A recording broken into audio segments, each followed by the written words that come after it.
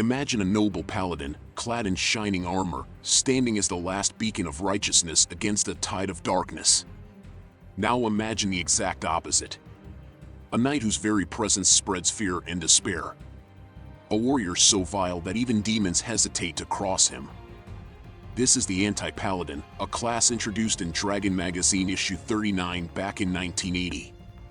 It was never meant for players. This was a villain class. The ultimate Dark Knight. The corrupted warrior whose soul is as black as his armor.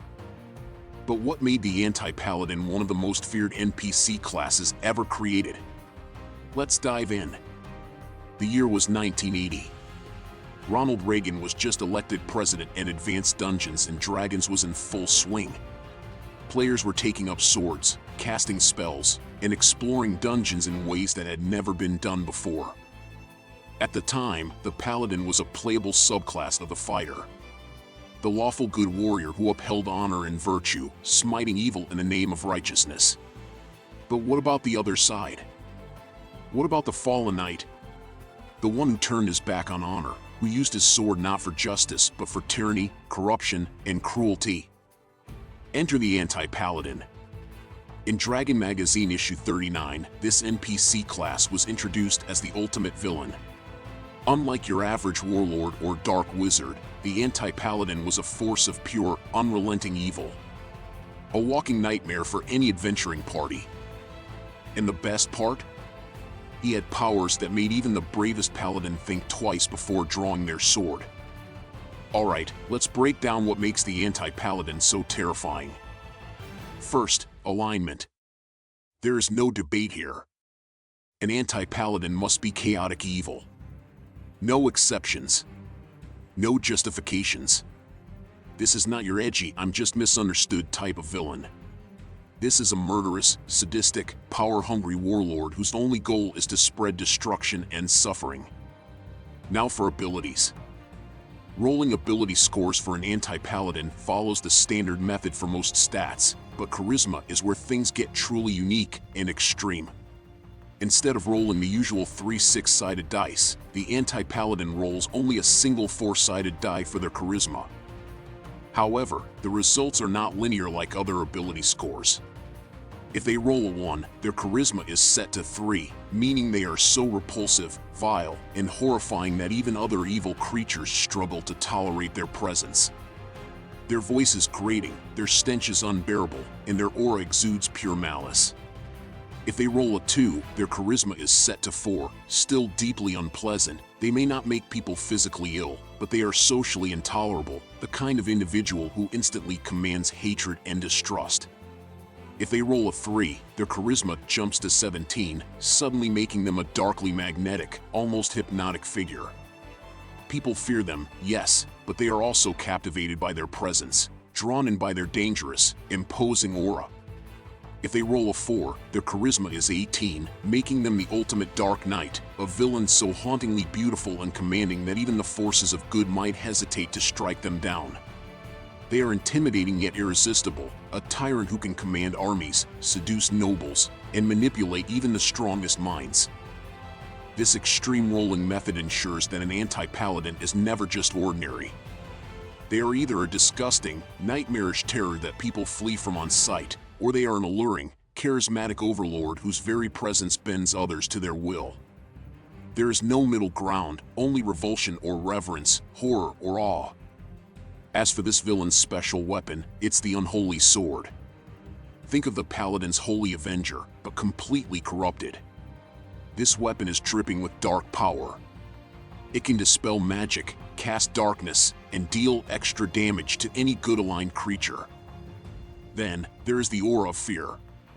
Just standing near this guy can send even the bravest warriors running. Anyone within 10 feet suffers severe penalties to their morale, making them hesitate before attacking. And if that is not enough, the high-level Anti-Paladin's mount is not just a horse, it is a nightmare. Literally. A demonic steed cloaked in shadow and flame, capable of trampling mortals and running across the sky. Imagine fighting a boss who is not only terrifying on the ground, but can fly.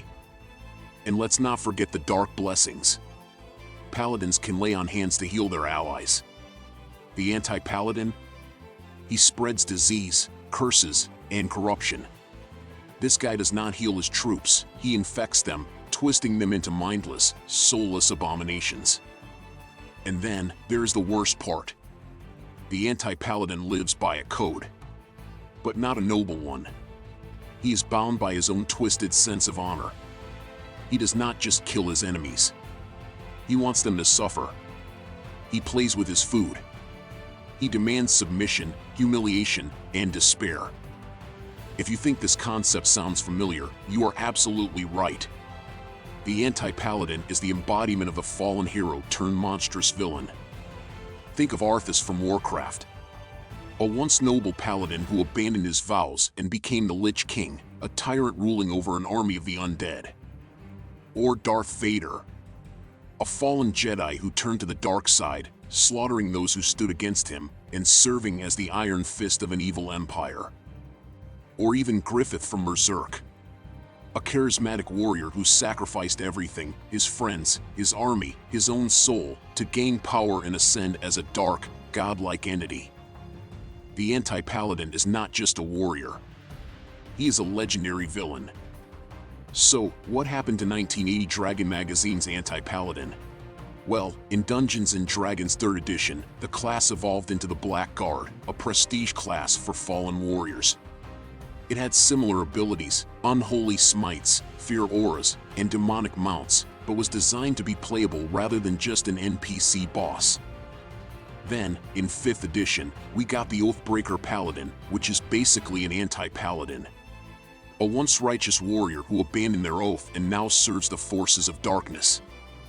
But if you want the real deal, you can always homebrew the original Anti-Paladin into modern D&D. Give them their signature mount, their aura of fear, and their dark blessings, and you have a villain worthy of any campaign. So, what do you think? Would you use an Anti-Paladin in your campaign? Or better yet, have you ever fought one? What happened? Did your party defeat him, or did he leave a trail of destruction in his wake? Drop your best Anti-Paladin stories in the comments below. I want to hear how this dark night has ruined, or almost ruined, your adventures. And if you enjoyed this dive into classic Dragon Magazine classes, be sure to like, subscribe, and hit that bell icon, because next time, we are covering a class that literally steals the show, the Thief Acrobat. Until then, keep your dice rolling and your sword sharp.